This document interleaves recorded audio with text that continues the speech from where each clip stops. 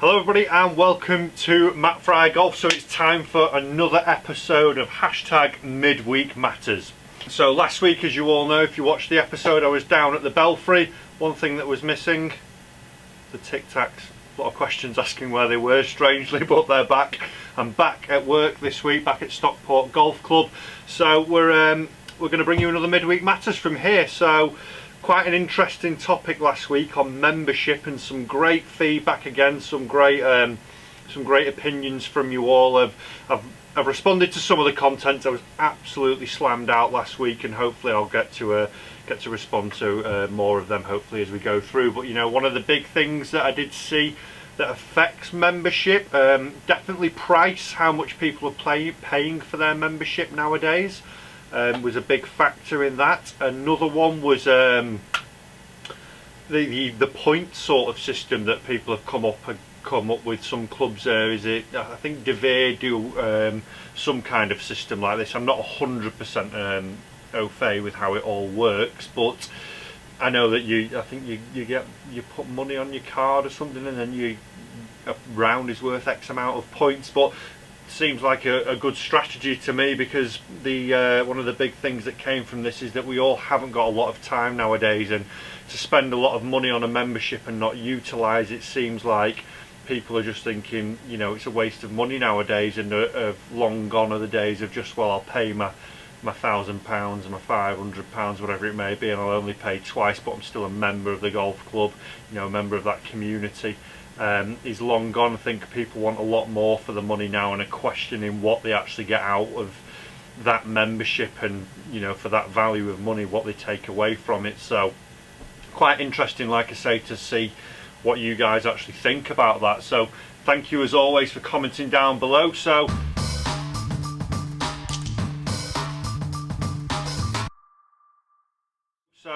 this week's opinion section is going to be on which part of the game do you guys think is most important? Which is it? Now it's quite funny, and when I was away at the Belfry last week, had quite a few discussions in the sort of the coaching lectures and the psychology lecture we had, as you know, as to which aspect of the game is most important, and how, you know, as consumers, you know, you guys of our lessons and things like that, how we work around that. And it did get me thinking, you know, a lot of people who I have come to me for lessons basically just want to hit full shots. You know, they come in, they want to see the swing on video, they want to have a look at some launch monitor data, and that's the general route everyone goes down. Now I do try and make a point of getting people to think about other areas of the game. You know, is it your putting? And one thing that was talked about last week was, you know, coaches specialising in certain areas. And I know when I was at Davenport, I had a lot of success with the short game area, not putting so much, but more the pitching and the actual chipping. And I ran a lot of seniors clinics and ladies clinics aimed at that area of the game, and saw a lot of my students and my clients, their handicaps tumble because they focused on that area of the game, or we focused on that area more in the lessons and things. And you know, it got me to thinking, you know, well, how many people do walk through that door and just say, you know, let's get in the swing studio, want to see my swing now, what am I doing up, you know, what does it look like up here, what am I doing this? So what do you guys actually think? What is it? Is every aspect of the game as important as one another? Is it that, you know, putting's far more important than driving? Is it that you need to get it off the tee to be able to then play the rest of the game okay?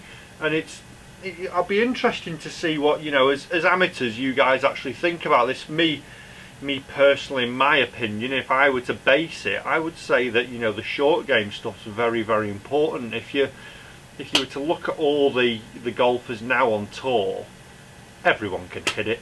You know, there's not really a bad ball striker, as it were. They can all generally get the ball off the tee somewhere in play.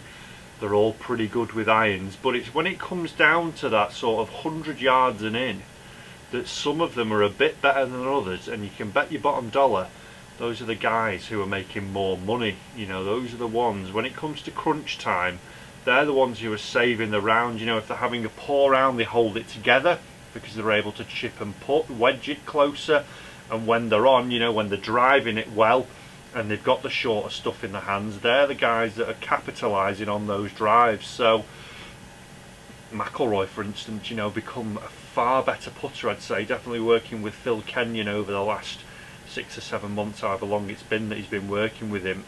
Very, very good. I think there's going to be something big happening with him this year. I think he will win a lot because his putter's got a lot better. You know, he's better with his wedges, but his putter, he's just far better with it. He looks so much more comfortable with his putter in hand now. So comment down below, guys, which part of the game do you think is the most important? I'm quite interested to see what you guys think about this one. So comment down below which part of the game is most important.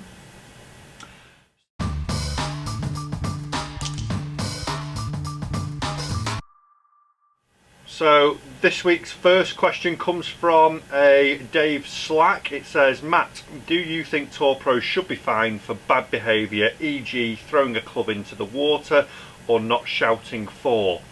Someone threw one in the water this weekend, didn't they? I can't remember who it was. That's going to annoy me now. But I watched it, I found it amusing. But yes, you shouldn't do that. I in the past was a tremendous club thrower, not that it's a good thing. I had real anger issues out on the golf course. I was growing up and I hold my hands up. It's not something that I should have been doing, but it was just part of growing up, you know, as a teenager and stuff like that, and it took me a little bit longer to grow out of than some others. But yeah, it isn't something, you know, that as a role model they should be doing. But on the to answer to your question, yeah, they do get fined anyway. If they were to, you know, get caught swearing on camera, there's like that Shane Lowry clip where he swears at his ball, and the Garcia club throw into the water, you know, McIlroy club throw into the water, anyone seen throwing the club at the bag and stuff like that.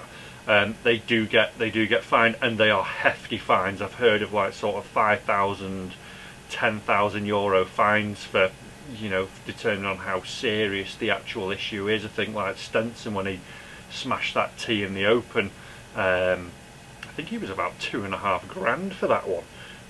So there are repercussions for it. Obviously they make a lot of money, so when they do, you know, do something bad like this, they are, you know, penalised for it quite heftily, and, you know, rightly so. They're trying to be role models, so hopefully it would stop them from doing it more. So yeah, there are fines in place and they are hefty. Next question comes from M Davies at MGDKGC. Long one.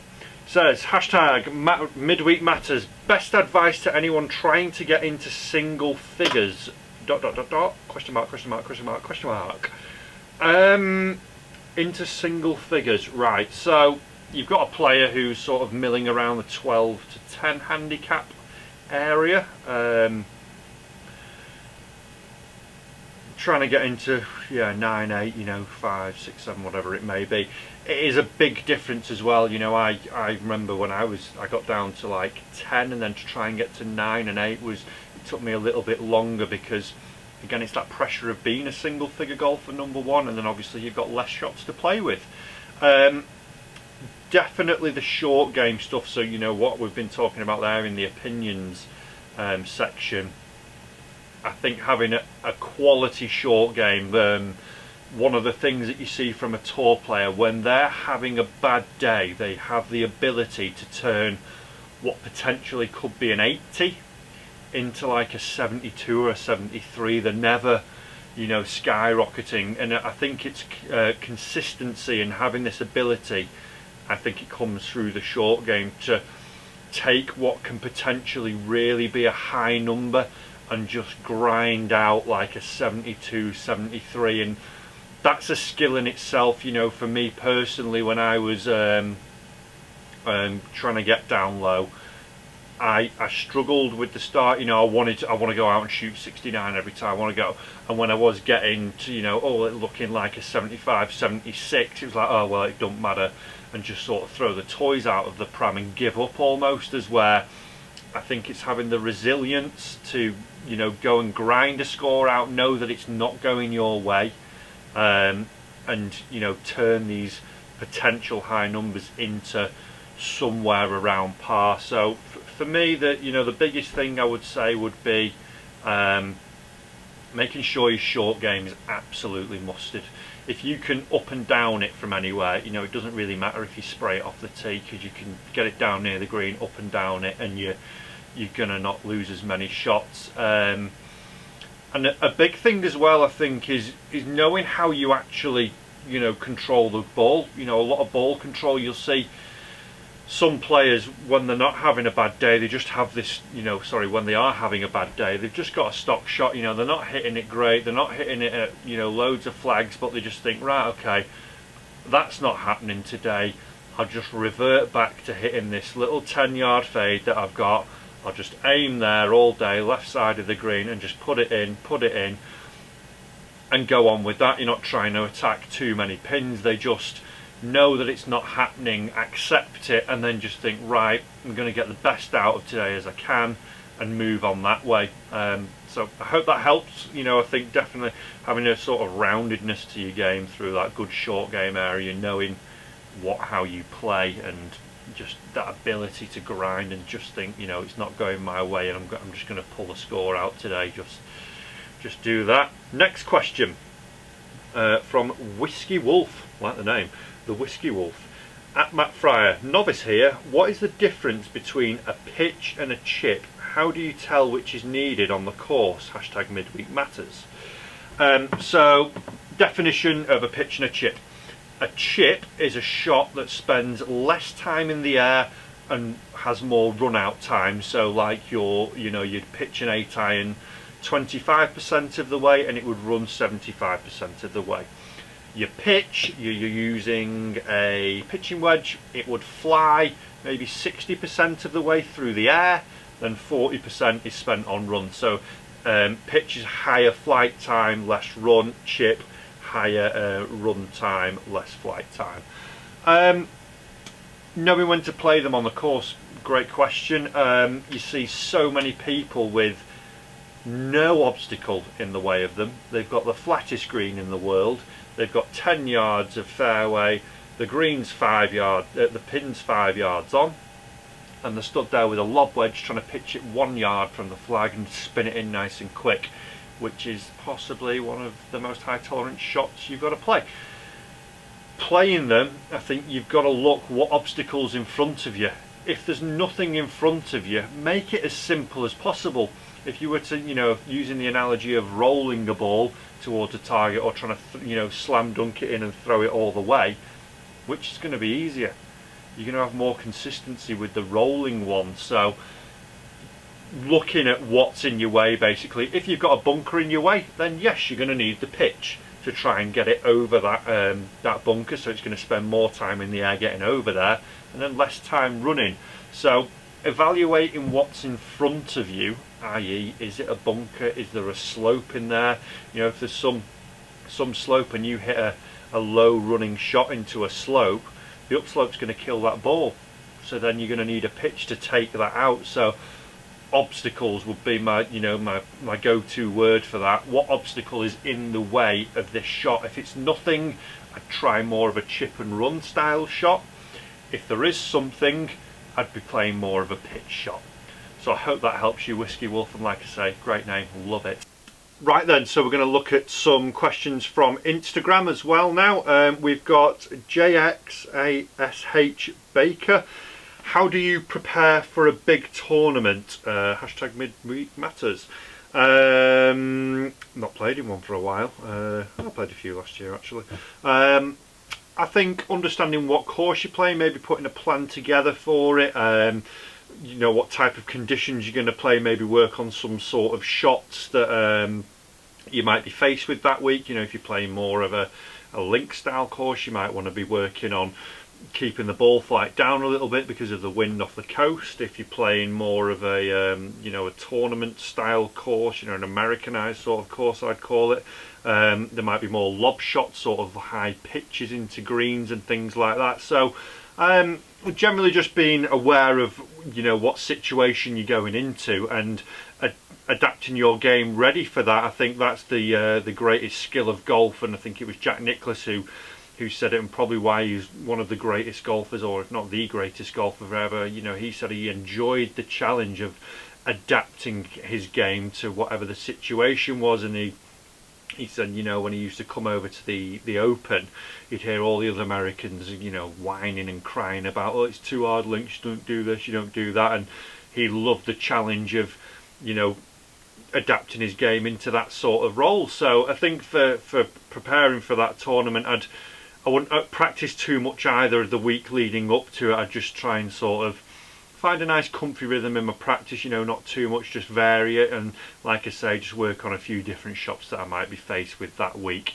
And one other thing I'd say was the night before, maybe just going through a few holes in your mind and see yourself mentally just playing them well. You know, if you can get yourself into a good headspace beforehand and sort of see success out on the course before you've even played it, the chances are you go to that course with more positive thoughts, and that can only help, it can't hinder you. So yeah, that's how I'd do it really. Jack Derbyshire, what handicap did you turn pro off? Plus one. Yeah, just about, yeah, plus 0.05, yes, a +1. Played a fair bit of amateur golf. I came to the game late. I was 16, nearly 17, so I turned pro when I was 21, I think I was, 21, 22. Yeah, 22 it was. And in my first sort of 2 to 3 years I got down to about 9, and the last 2 or 3 years of playing I got down, was always hovering around scratch, and then got down to +1 for quite a bit, and then stuck there, and then just sort of was working in the golf club. Then I was working at Mayor at the time, and thought, you know what, I want to get on the PGA, or I want to play a little bit more for a living, and thought I'd give the mini tours a go. So yeah, +1, it was good. That's one thing I do miss about being an amateur golfer, sort of the club membership, playing in all the comps all the time and not on the Saturday and stuff. I miss that. Last question from Instagram for this week. Thorpie69, hope I've pronounced that right. Ping Sigma G Derby or Odyssey O Works 1 wide, big choice to make. Ooh, Odyssey O Works 1 wide. Sticking with it, yeah. Putter's very, very personal. What putter suits your eye may not suit my eye, but I think that 1 wide is a mega putter. And as I'm saying this, there's one staring at me over there on the Odyssey rack. If you've watched my what's in the bag, I really don't want to change my putter, but coming into work most days and seeing those O Works and how good they look and how good they feel, I'm getting really tempted. So yeah, Odyssey 1 wide would be the one for me. So guys, hope you've enjoyed the question and answer section of this week.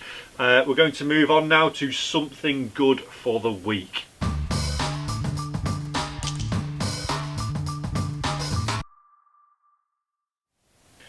So, something good for the week, and I've only just watched this probably 25 minutes ago, just before filming this. This has to be one of the best YouTube videos that's come out this year to date by far. I love these guys' channel. Rick Shields and Pete have mentioned them quite a lot. They are, without a shadow of a doubt in my mind, in my opinion, the best non-golf professional YouTube channel going, and I'm only talking about Fried Eggs Golf. Randy and Quintin have just filmed the 58 wrap. If you haven't seen this, I'm so excited about it. It is absolutely amazing. The content these guys make on their channel is awesome. It's so original. It's quite, you know, if I was not doing tips and vlogs and stuff, this is where I want to be. This is just, they are by far, like I say, the best non-golf professionals YouTube channel, and If you haven't seen the 58 wrap, it's for Jim Furyk. I'll link it down below in the description, and I'll probably link it up here as well. It is amazing. How he comes up with these rhymes, these raps, I don't know. I think he may have to actually release an album. That could be a summon from you, Randy. Let's see a rap album on golf from you, because this video, guys, if you've not seen it, like I say, is awesome. Go and check it out. You cannot help but laugh. Amazing stuff from them, and I hope they keep going. The content is awesome, and I'm loving it. I love watching their channel. So go and check them out at Fried Eggs Golf.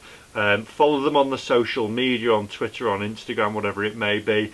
Watch the 58 wrap. Show them loads of love. They are awesome. Love their content. Gotta watch it. So guys, I hope you enjoyed Midweek Matters again this week. As always, if you do have a comment, comment down below. If you've got a question, hit me up on my Twitter, on my Instagram, in the comments down below. So guys, if you have liked the video, give that thumbs up button, give it a little click, give it some smashing if you've enjoyed it. Subscribe to the channel as always. Thank you for doing that if you already have, and thank you if you are going to. It means a lot to me, as I've just said a minute ago. And as always, I'll see you next week for another episode of #Midweek Matters. See you soon.